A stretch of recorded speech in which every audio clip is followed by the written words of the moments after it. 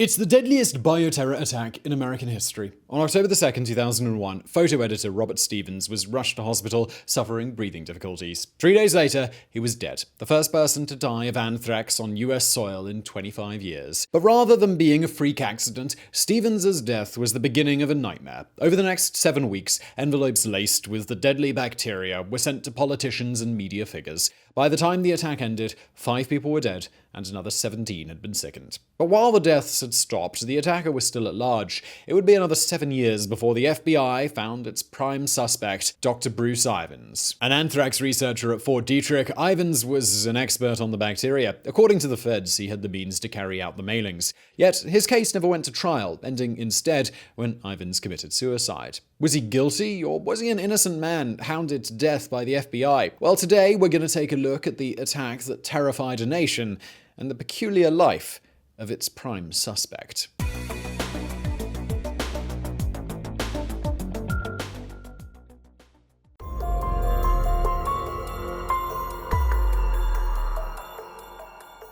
The author Leo Tolstoy once wrote, "Happy families are all alike. Every unhappy family is unhappy in its own way."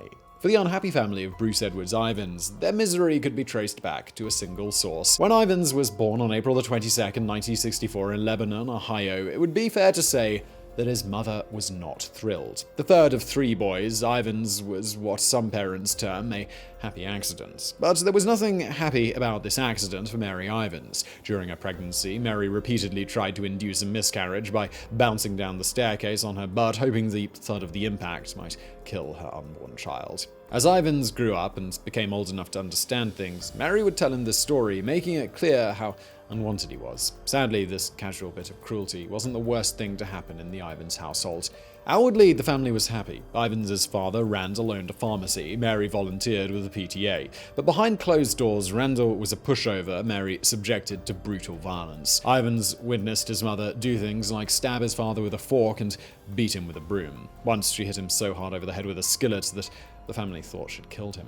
In such circumstances, it's perhaps no surprise that Bruce Ivins was a bit of an odd child. Ferociously intelligent, Ivins locked himself away from his parents, devouring books on science. Aged only 14, he was inviting local girls back to see his homemade gunpowder. But it would be a stretch to say that Ivins had any girlfriends or even friends. Later in life, he'd claim he was unwanted by everyone, that he still harbored feelings of hatred towards the teenage girls who'd rejected him. Latching onto pretty girls and then becoming consumed with rage when they didn't return his feelings was a pattern that would repeat throughout Ivins' life. Still, no one living in their small town could have known about the resentment smoldering away inside the boy. As a teenager, he was outwardly normal, gunpowder aside, taking part in science and running clubs. When he graduated in 1964, he easily got a place at the University of Cincinnati, pursuing a degree in microbiology. Yet, even here, away from the mother who belittled him and brutalized his father, Ivins was still acting strange. At some point, he was turned down by a girl from the Kappa Kappa Gamma sorority. It was the start of what Ivins would later describe as an obsession. Spurned, Ivins began to fixate on the Kappas. He followed news about them obsessively, began staking out their campus home. Eventually, he came to believe that the sorority were his enemies. One night, Ivins broke into the Kappas' home. Inside, he found the cipher for decoding their secret rituals. When Ivins left, he took the cipher with him. It was the start of a theme in the young man's life, punishing women through weird acts of theft. From here on out, these acts were only going to get weirder.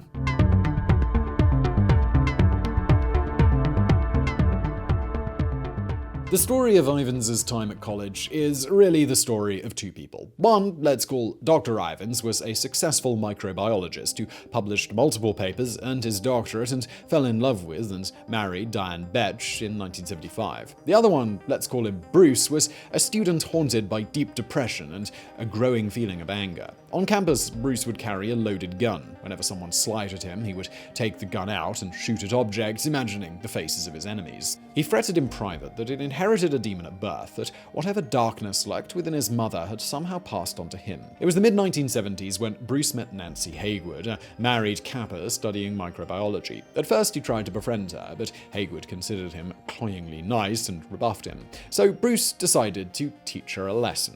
In 1979, Haigwood was working on a doctoral doctoral dissertation. She recorded all of her results and hypotheses in a single notebook and kept it locked in the lab. The notebook was the key to Haigwood's research, the cipher to decoding her work. One day, it vanished. Haigwood was distraught. For days, she lived in a state of panic until finally an anonymous note arrived telling her the notebook could be recovered from a public mailbox.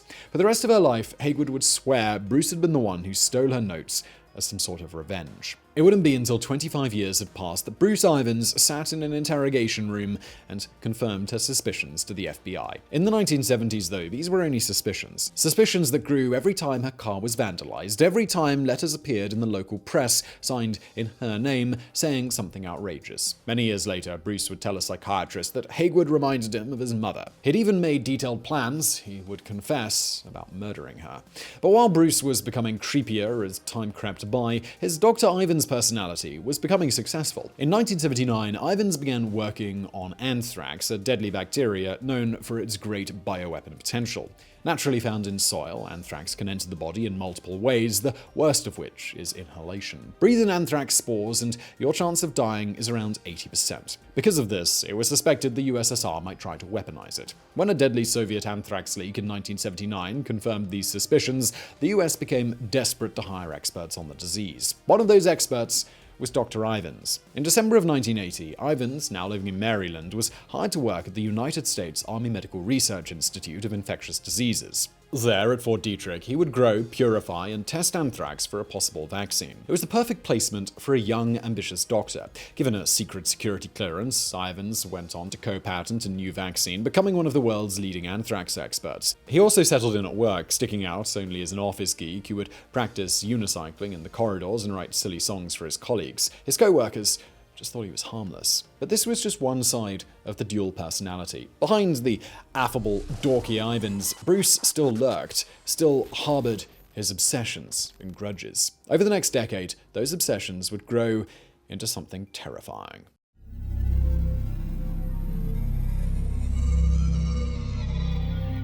As the 1980s progressed, Bruce's inner life began to revolve around Kappa Kappa Gamma. Late at night, he'd leave his home and drive all over the country, staking out Kappa houses. He later told the FBI that he'd driven to North Carolina and Tennessee just so he could lurk outside sororities and watch the Kappa girls. On one trip to West Virginia, he again broke into the house, stealing the chapter's book of ritual. Bruce was still posing as Nancy Haigwood too, writing letters to newspapers in her name defending the practice of hazing. In one particularly unpleasant incident, he sent a copy of Haigwood's pro-hazing letter to the mother of a boy who died in a hazing ritual. Alongside, he included a letter in his real name, commenting on how disgusting Haigwood was. But this story isn't just as simple as that of a man failing to control his demons. As the 1990s began, Ivins seems to have become increasingly aware that he had problems. He began seeing counselors, taking antidepressants and antipsychotic drugs. In his sessions, he would cut loose, confessing to one counselor that he'd procured ammonium nitrate and planned to make a bomb, telling another that he was an avenging angel of death. But word of this side never got back to his colleagues. To them, he was still Dr. Ivins, Red Cross volunteer, churchgoer, and renowned anthrax expert. As the millennium dawned, Ivins began emailing female lab technicians, telling them he was having disturbing and violent thoughts. In one email to his former assistant Mara Linscott, he wrote, "Occasionally I get this tingling that goes down both arms. At the same time I get a bit dizzy and get this unidentifiable metallic taste in my mouth. Other times it's like I'm not only sitting at my desk doing work, I'm also a few feet away watching me do it. There's nothing like living in both the first person singular and the third person singular." What he failed to mention was that he was also the person sending Linscott crude sexual emails from an anonymous account. Come July 2000, Bruce Ivins seems to have been in the grip of a full-fledged breakdown. He worried that he would not be able to resist the urge to do harm, that he had a split personality, and he couldn't stop thinking of revenge. On July the 18th, he even informed a mental health worker that he'd reformulated a plan to murder Mara Linscott, offering her wine laced with cyanide.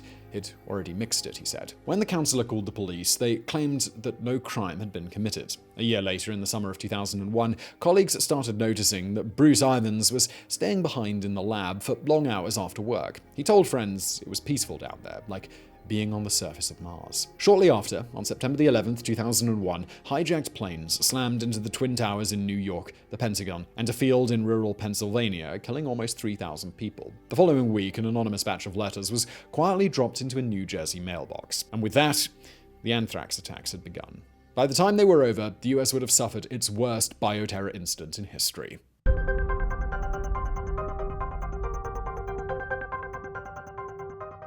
The first sign that something was wrong came when Robert Stevens began to suffer chills. A British-born, naturalized US citizen, Stevens was a photo editor currently in the middle of a hiking vacation in North Carolina. At first, he and his wife thought nothing of his illness. It was September the 29th, 2001, and all anyone could think about was the smoldering rubble in New York. The idea that terrorism might involve a plain envelope like the one Stevens had come into contact with didn't even cross their minds. By October the 2nd, though, Stevens was in bad shape. He was sweating, red in the face, and incoherent. When he was rushed to hospital in Florida, doctors assumed that he'd contracted meningitis. But then an infectious disease specialist took a sample of his spinal fluid and realized it was something much more terrifying. Stevens' death on October the 5th was the first anthrax death in the US in 25 years. Doctors declared it a freak accident, saying that he'd likely picked it up while hiking. Although two of Stevens' colleagues also fell ill with anthrax, the public were told not to panic. On October the 9th, President George W. Bush declared, "It looks like it's a very isolated incident."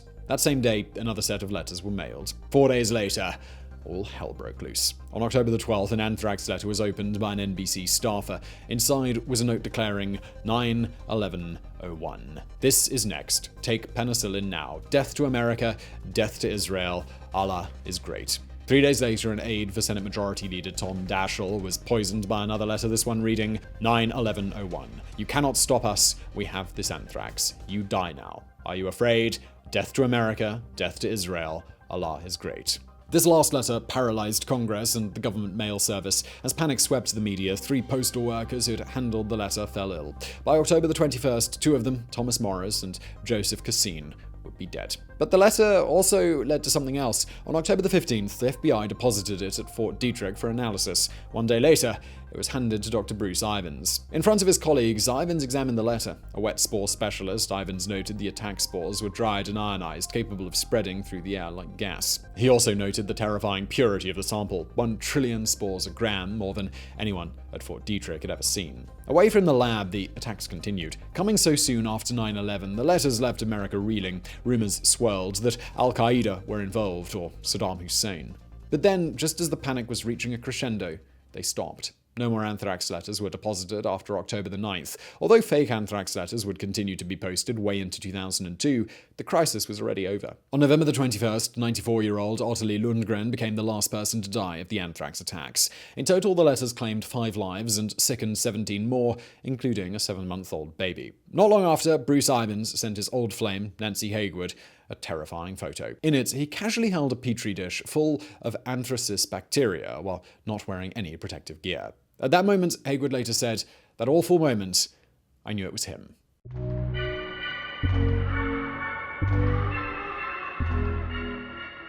As the federal investigation named Amerithrax gained steam, the FBI found itself in a worrying position. This wasn't murder committed with a regular weapon. Agents needed to learn about anthrax, and fast. So FBI Director Robert Mueller, that Robert Mueller, decided to call in the experts. Among them was Dr. Bruce Ivins. Although Haigwood later told the FBI of her suspicions, the feds had ignored her. Now they were getting Ivins to explain to them the bacteria he worked with. Unlike most of the other researchers, Ivins was eager to help, unusually so. When everyone else the FBI asked about potential suspects swore that no one at Fort Detrick could have done such a thing, Ivins happily threw out names, accusing colleagues and friends. It was odd, but it tallied with what the feds were already thinking. Genetic testing had traced the anthrax strain back to a deadly stock known as Ames. Since the Ames strain came from a single cow in Texas, it looks like the attack had originated in the US. But thousands of researchers had access to Ames stock, so the FBI had also drawn up a profile, one which suggested a perpetrator working in the biodefense community. And they were pretty sure that perpetrator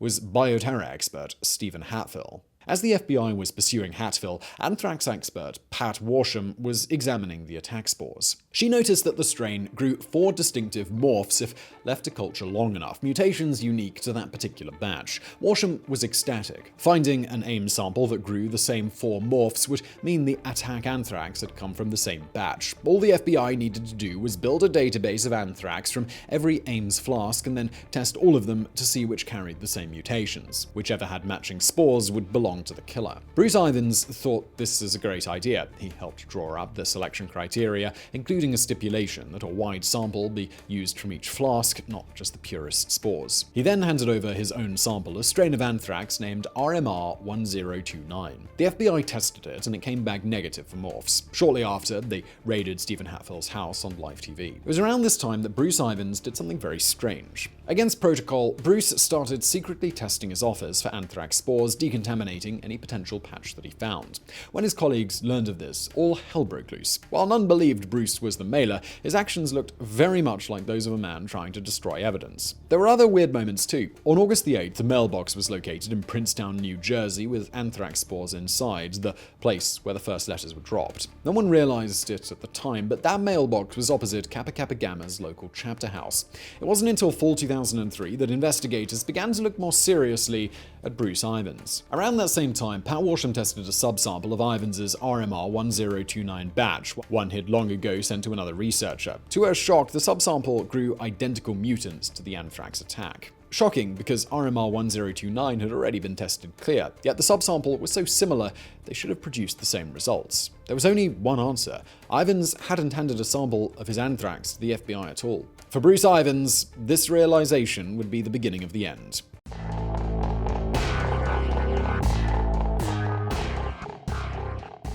In late 2003, federal agents sent Ivins' flask for retesting. This time, all 4 morphs grew from it.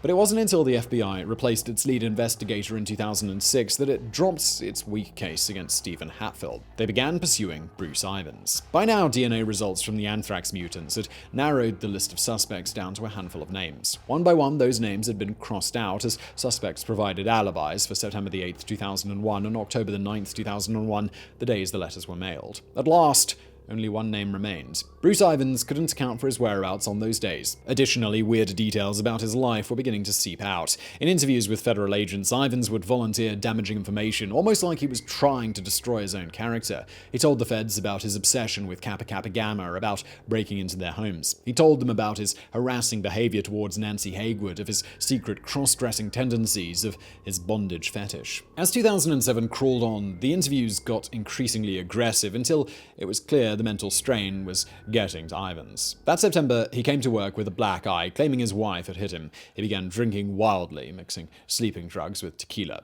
On November the 1st, the FBI raided his home. They recovered hate mail to politicians, pistols, and a note declaring Ivins would draw first blood and last. But they never found anthrax spores. Still, the interrogations continued. Ivins was becoming incoherent under questioning, claiming he wasn't an expert and didn't understand microbiology. At one point, he admitted to hacking the emails of a female co-worker he was obsessed with, named Pat. Not long after, some bright spark looked back at the anthrax letters and noticed that many of the A's and T's were bolded, as if they might be referring to the nucleotide bases of DNA, the ones represented by the letters G, C, A, and T.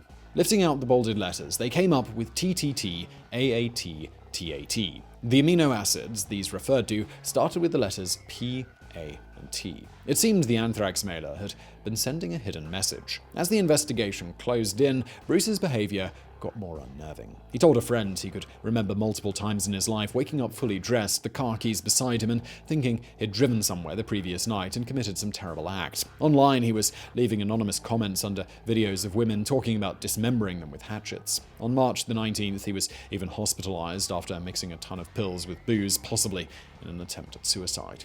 Finally, on June the 9th, 2008, Ivins went to his group therapy session and declared that he'd bought a Glock and body armor and was going to kill his co-workers. The next day, he was arrested at Fort Detrick and placed into psychiatric care. When the FBI searched his home again, they found several guns, a bulletproof vest, and hundreds of rounds of ammunition. But they'd never get a chance to build their case against him. On July the 24th, Ivins was released from hospital. He drove to separate stores and bought huge bottles of Tylenol at each. 2 days later, on the evening of July the 26th, Dr. Bruce Edward Ivins downed both bottles. He left a scrawled note beside his bed for his wife. "I have a terrible headache. I'm going to take some Tylenol and sleep in tomorrow. Please, let me sleep. Please." At 1 a.m. on the morning of July the 27th, Diane found her husband collapsed in the bathroom. At the hospital, doctors tried to get her to authorize an emergency liver transplant to save him. "He doesn't want to be saved," she replied.